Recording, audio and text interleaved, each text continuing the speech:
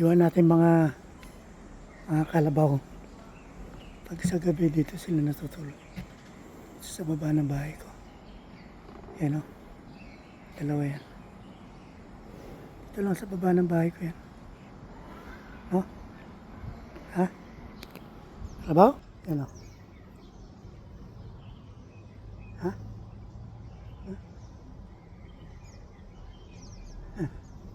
Bait naman sila yan.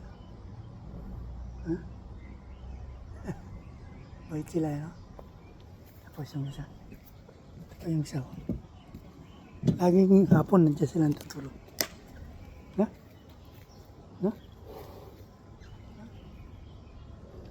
Yan, no? Bait sila, no? Ito lang sa baba ng bahay. Oh. Ano? Paghapon na nandiyan na sila. Eh yung bahay ko, yan. Ang ground floor. Yan. Mga bahay dito, mga tatlong hanggang ano lang. Second floor lang. Yan o. Kita mo?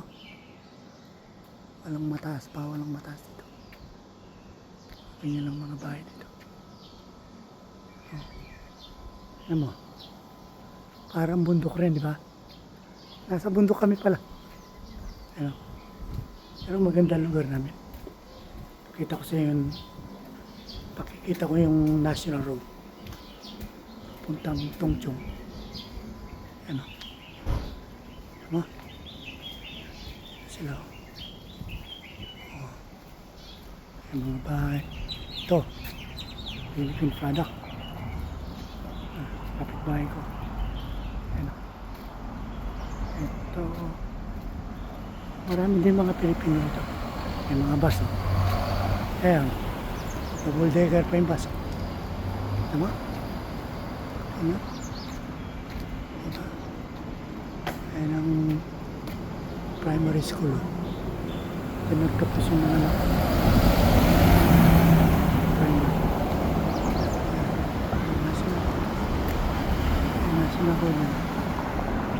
Ang pangalan ng lugar namin ay Puyo. Puyo.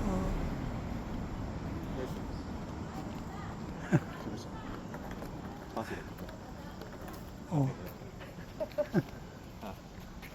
Ngoài xe. Hả? Ngoài xe. No.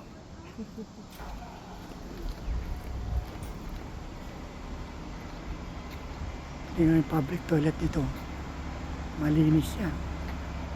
Public toilet yan.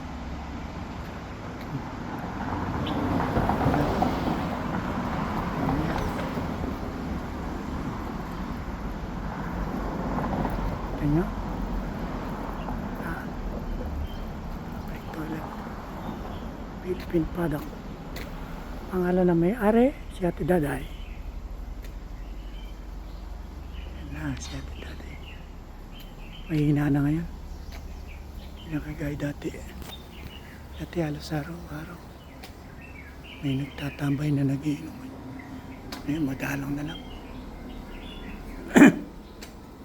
Taghirap na rin kasi dito. Pinakagay dati. Napauwi na ako. Balik na ako sa bahay.